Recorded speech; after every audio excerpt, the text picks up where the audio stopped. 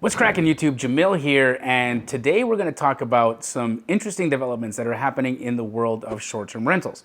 You're probably wondering, Jamil, why are you talking about short-term rentals? Aren't you the co-living guy? and yeah, of course, I'm really interested in co-living, and I've been investing a ton into co-living. I've been doing that for a reason. The real reason is I used to be in the short-term rental business. I owned a lot of luxury short-term rentals, and when the regulations started to pop up, it threw my business through a loop.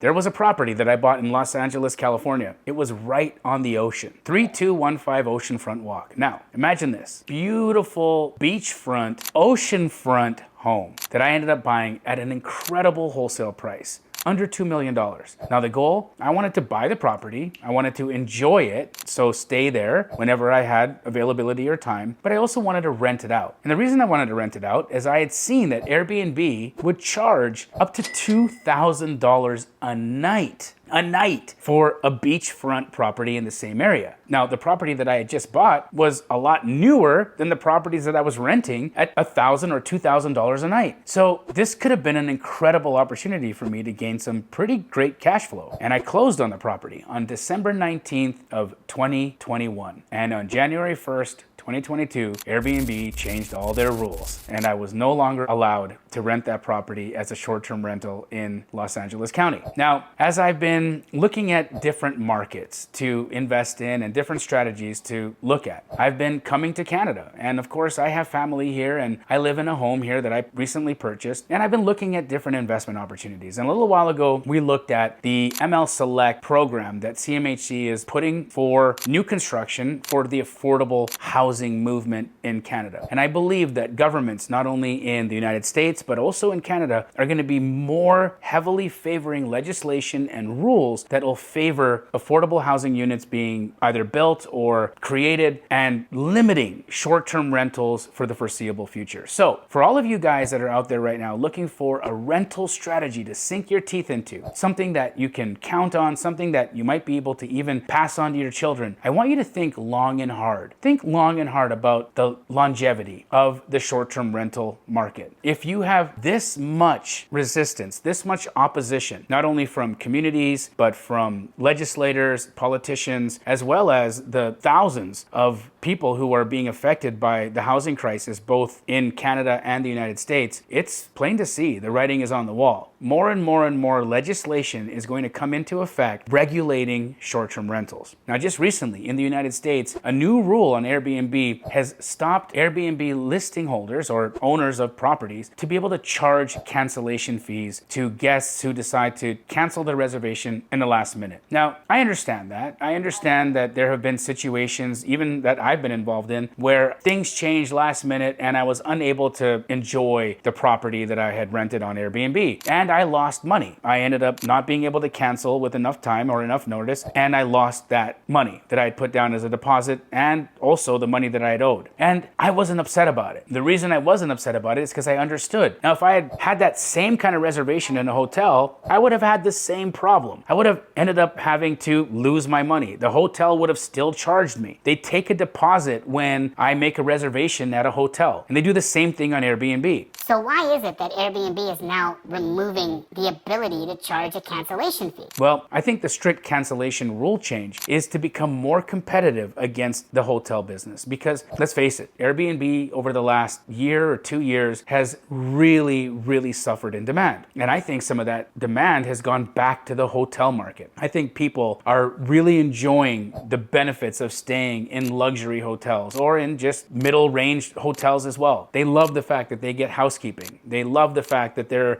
typically restaurants and other commercial properties that are nearby or even within the same facility as the hotel. And they're going back to some of that convenience and some of the ease that you get from staying in a commercial hotel property, a lot of which you don't enjoy when you're staying in an Airbnb home. Because again, it's just a single family house that someone has converted into a vacation property for you to stay in. So it's not really all that surprising that Airbnb is going to make a lot of rule changes to try to become more competitive. But there are other changes that they're making, and some of them here in Canada, which I'm a little bit worried about. You see, this property that I stay in here in Calgary, Alberta, I'm only here typically a week out of an entire month. And that's because I'm only here to see my kid every single month. And so for 3 weeks out of every month, this property stays vacant. You might think, Jamil, why don't you rent this property out on Airbnb? And there are really good reasons why I don't. The first reason is the amount of fees that Airbnb charges people in Calgary and other provinces in the country of Canada to just list a property on Airbnb. Did you know that it costs nearly $3,000 just to list a property on Airbnb in Calgary, Alberta? That is highway robbery.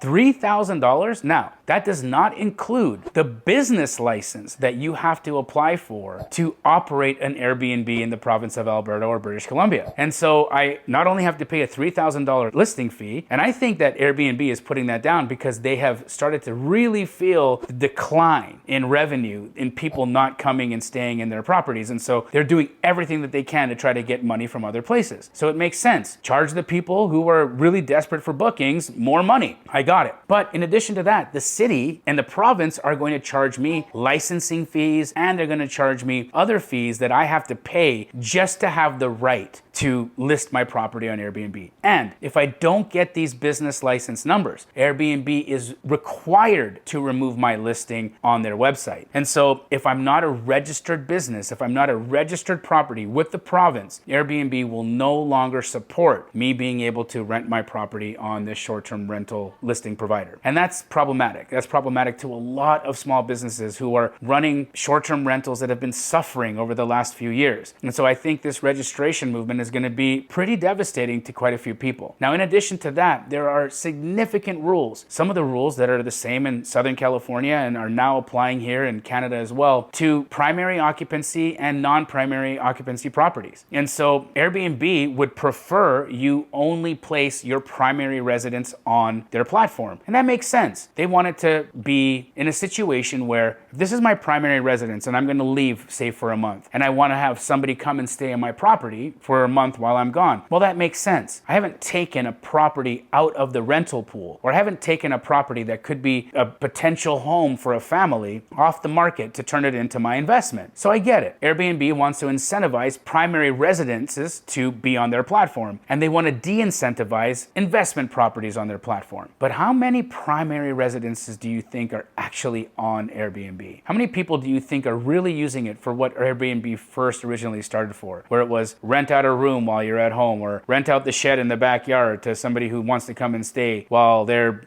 busking on the street? I mean, this was a real solution provider for people who didn't have a lot. Back in the day, it was one of the most economical ways to stay in a place without having to go and spend the money on a hotel. It was there so that people could save money. But of course, investors always find a way to monetize the situation, and we went crazy with it. And then you had Airbnb arbitrage, and people were renting homes and renting units and taking them out of the rental pool just to then re-rent them out in an arbitrage model to try to take a long-term rental play and turn it into a short-term rental play. And we find ourselves in this mess. And so it begs the question, as an investor, where should you be focused for 2025, 2026, and beyond as a rental strategy? For me, I want to go where the legislators are starting to really pay attention, and that is 100% in the affordable housing market. That's why things like co-living are really interesting to me. I'm also looking at investing in container homes, and right now we're spearheading a project with the city of Phoenix where we will be creating new developments with container properties on them that'll be developed at much lower prices than stick construction, where we can now put 5 or 6 different pods on a single lot and create a co-living property for a fraction of what it would typically cost us for new construction or to renovate the property. Now, if we're able to pass this through the planners and actually get it permitted, it's going to change the entire affordability game. It's going to change the entire game for co-living, because we're going to be able to create these properties for substantially less money. Now, for me, that's green lights. That shows me that co-living is not only something that at least the city of of Phoenix and some other cities and states are really starting to get behind. But it shows us that provinces and states and different municipalities are really trying to solve the affordability crisis. And so now, as an investor, where should you be putting your focus? Should you be putting your focus in strategies that are meant for certain types of people